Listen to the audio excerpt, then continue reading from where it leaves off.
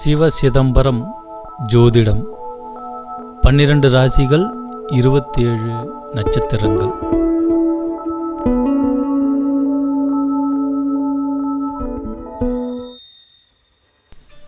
முதல் ராசியான மேச ராசி பற்றி இப்போ நம்ம பார்க்க போகிறோம்.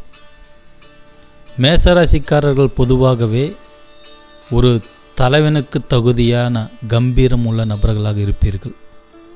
மேசனாலே கம்பீரம், ஒரு தலைவன், ஒரு சிங்கத்துக்கு ஈக்குவலான எண்ணங்கள்.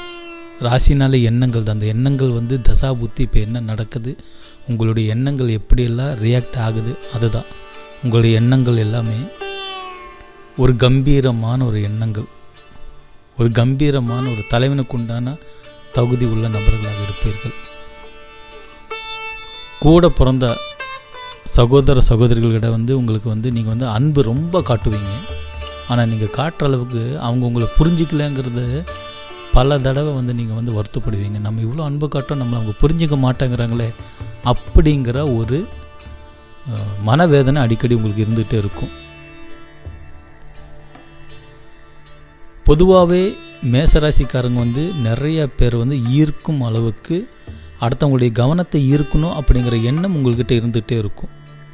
ஓல்ட் இஸ் கோல்டு என்பதை போல் பழசை மறக்காத நபர்களாக இருப்பீங்க.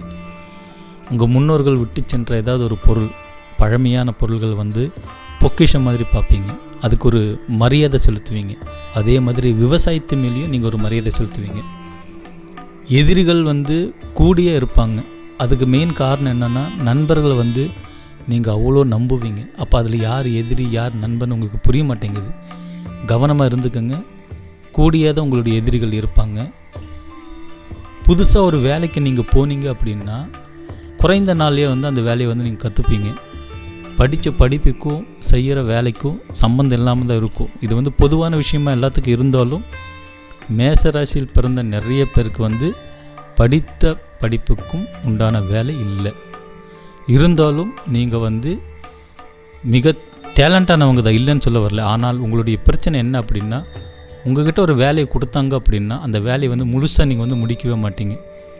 எடுக்கும்போது இருக்கிற ஆர்வம் அது முடிக்கிற அளவுக்கு இல்லை, பாதியிலே கோட்டை விட்டுருவீங்க. நீங்கள் ஈகோ உங்கள்கிட்ட இருக்கிறதுனால தான் நீங்கள் நிறைய இடத்துல வெற்றி பெறாமல் இருக்கீங்க. என்ன அப்படின்னா, ஈகோ இருக்கும். சக வேலையில் எங்கே இருந்தாலும் அவங்கக்கிட்ட நீங்கள் கொஞ்சம் இறங்கி டிஸ்கஸ் பண்ணி நீங்கள் வேலையில் பண்ணிங்க அப்படின்னா உங்களுக்கு வெற்றி நிச்சயம். நம்ம இறங்கி போகணுமா அப்படின்னு நீங்கள் நினச்சிங்க அப்படின்னா உங்கள் லைஃப்பில் வெற்றிகள் கஷ்டம் தான். ஏன்னா நீங்களும் ஒரு கம்பீரமான ஆளுங்க, தலைவனாக இருக்கணும்னு நினைக்கக்கூடிய கேரக்டர். நீங்கள் ஈகோ வரும், முரட்டு பிடிவாதில் வரும். குடும்பம் மேலே நல்லா ஒரு அன்பு காட்டுவீங்க, அதுக்கு தகுந்தப்பில் பிடிவாதம் இருக்கும். நேர்மையான குணம் இருந்தாலும் உங்களுடைய பிடிவாதத்தினால நிறைய இடத்துல உங்களுக்கு சிக்கல் ஏற்படுது. நீங்கள் கல்யாணமாகி குழந்தையெல்லாம் பெற்றுக்கிட்டீங்க அப்படின்னா உங்களை காட்டிலே உங்கள் பிள்ளைகள் பயங்கரமான டேலண்டான நபராகவும் உங்களை காட்டிலே செல்வாக்கு அதிக சம்பாதிக்கக்கூடிய நபராகவும் இருப்பாங்க.